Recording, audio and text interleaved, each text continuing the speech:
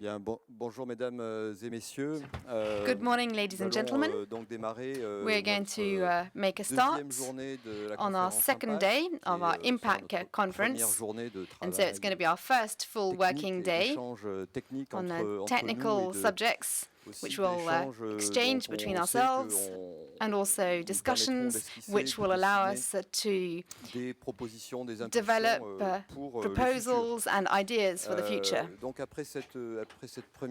So after this first day, which I hope will have brought you into this event which we would like to be a real partnership and as dynamic as possible. So today we are starting a day dedicated to science and knowledge, put to the service of the management of protected marine spaces. First of all, I would just like to make a couple of practical announcements. First of all, you have headsets for interpretation. Channel 1 is French and Channel 2 is for English. And secondly, le fonctionnement d'aujourd'hui sera celui des journées suivantes. The way that we will function today will be replicated across the following days of the week. We will follow the same sequence. We will start with a 45-minute introduction with our panelists les premières impulsions de la journée, to give you the first themes and issues of the day, de chacune des and to talk about the major questions which we are going to address for the day. Un travail en Then atelier, en café we de will connaissances, split into workshops and knowledge cafés, les événements pour lesquels vous avez chacun d'entre vous all the élaboré events de nombreuses for which you contributions. have given in your Une proposals. séquence en milieu de In journée the middle of the day, avec we un will débat en have plénière, a un plenary débat qu'on debate, espère dynamique, which we hope will be animé par dynamic, Carl Gustaf. which will be hosted by Carl Gustav. Ensuite, en après-midi, Then in the afternoon, there will be a new workshop sequence, and then we will meet again for our plenary session avec donc les deux facilitateurs with our two facilitators who will each be responsible for the various days in order to draw out the conclusions of the day. Ces conclusions seront celles qui seront And these portées à la conclusions connaissance des participants will be brought to the awareness of the participants of the political conference of Ajaccio. Cet aspect un peu de rappel. So that was a kind of organizational reminder. And another point, which is on a very practical level, but very important for the good rollout of our conference, is that you must absolutely give your presentations to the preview room. If you wish to present PowerPoint slides in the workshops and in the knowledge cafes, you must, the day before, at least as far in advance as you possibly can, especially for the knowledge cafes, give in your presentations at the preview room, which is situated above the space where the posters are located. So those are for the two practical points. I will now hand over to my neighbor, Patricio. I would like to emphasize that our conference is not a scientific symposium. We are here to think about what kind of science we need for management, what kind of science we need to enhance the network of marine protected areas, and how we can ensure the integrity and good management of these networks. Yesterday we've heard that the Aichi targets are not just a question of achieving statistics. There is also a qualitative aspect, which is of course at the heart of the matter, and this is the kind of management towards which we need to aim our discussions during the day. I would also like to remind you that marine protected areas need science in order to develop and to be well managed. And I also wanted to remind you who are the main players of knowledge and science, and they need to be able to get themselves organized into networks at all levels, local, regional and national, and also through events like this one at a world level. And it is very important to coordinate these vectors of exchange regarding marine protected areas. And this especially because we need to be able to share the advances and the outcomes and the observations, not only to share them amongst ourselves, but we need to be able to convince and to inform the greater public and the political decision makers. So I congratulate this aspect of exchange between managers and scientists, which will be the theme of the day. And now I'll hand over to Patricio for a few words of introduction, and then we will ask questions of our panelists. Merci, François. Thank you very much, François. Good morning, everybody. I'm very pleased to be here and be part of this first session, technical session. At a practical point that you shouldn't forget, lunch is offered. It's free here, and it is between 1:15 and 2:15. So this is a piece of information that you should keep in mind.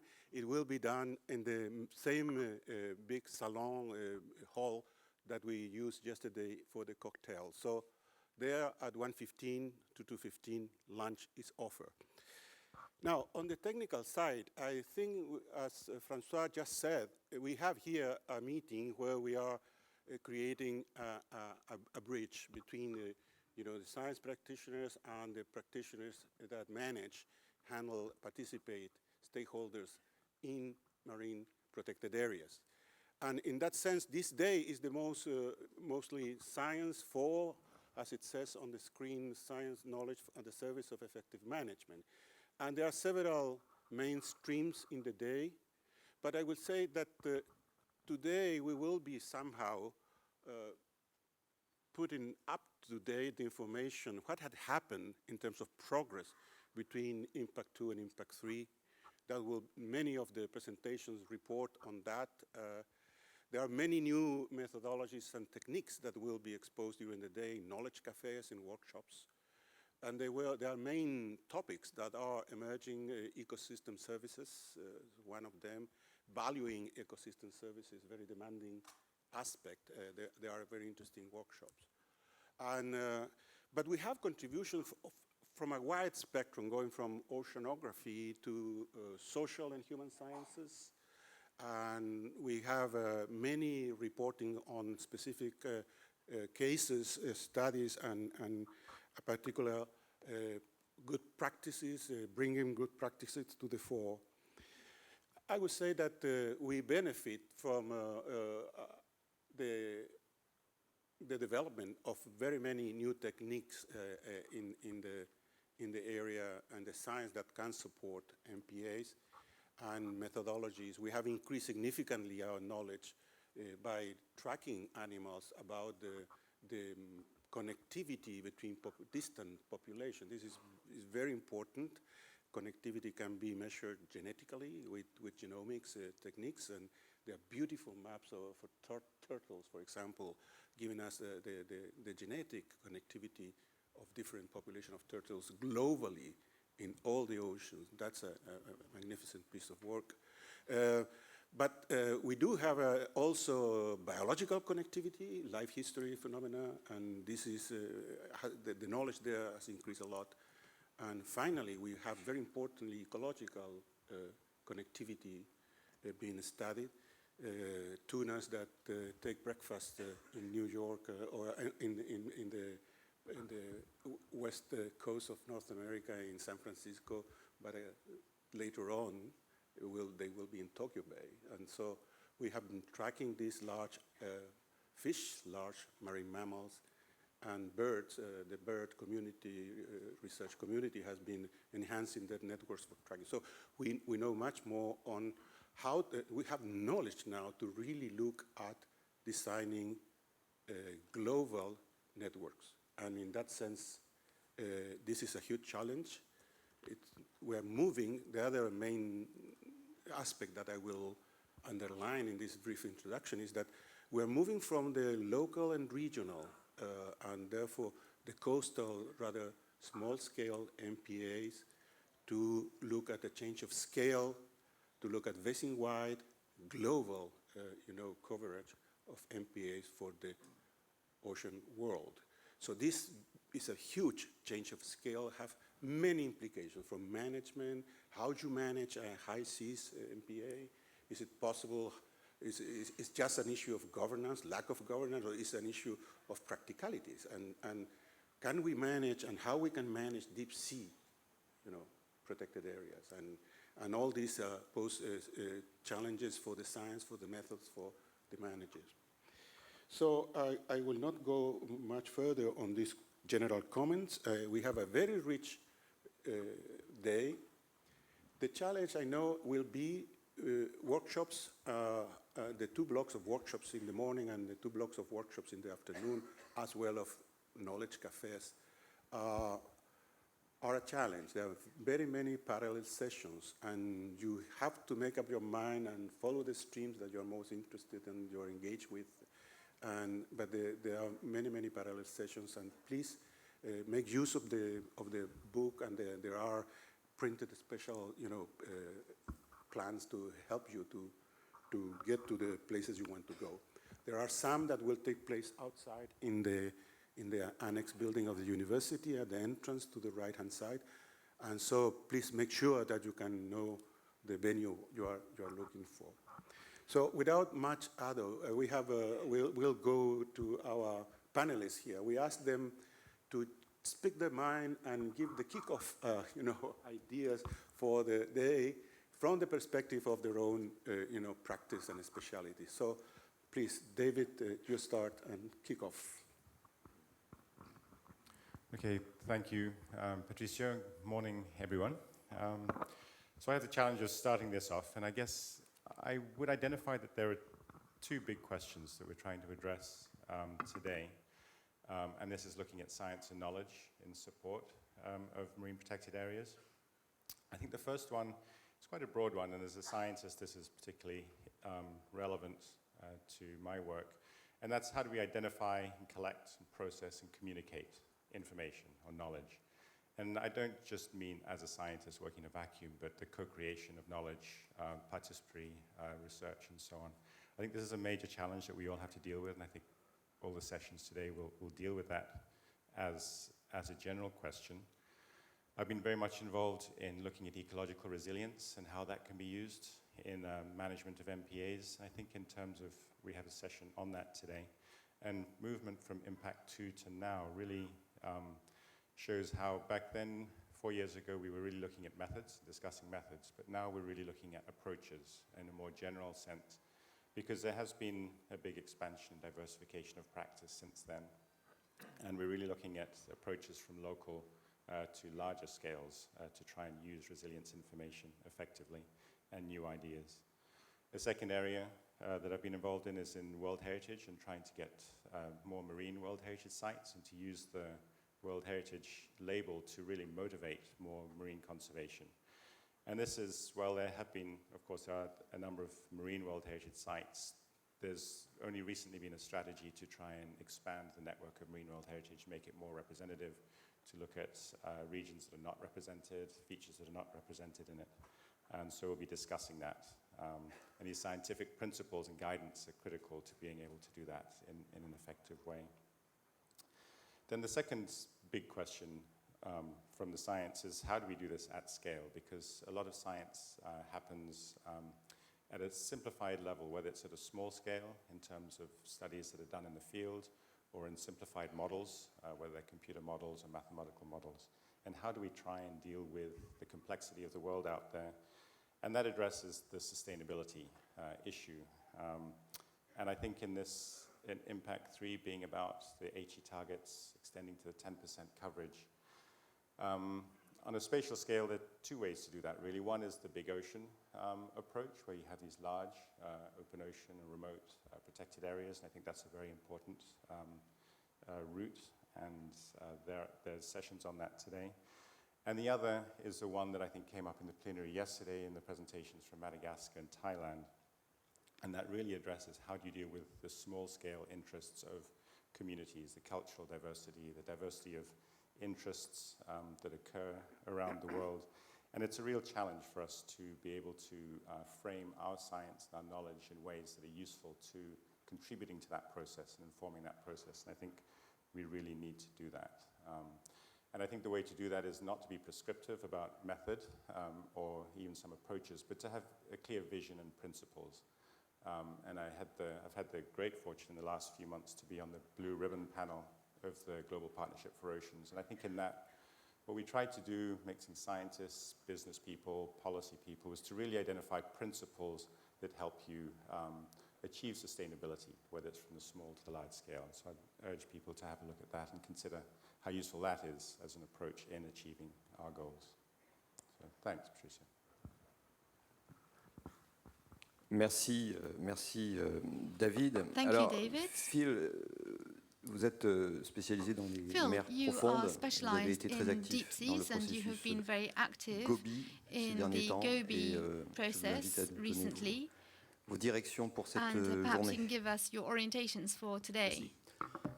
Thank you very much for inviting me, especially on this first day of the opening plenary session.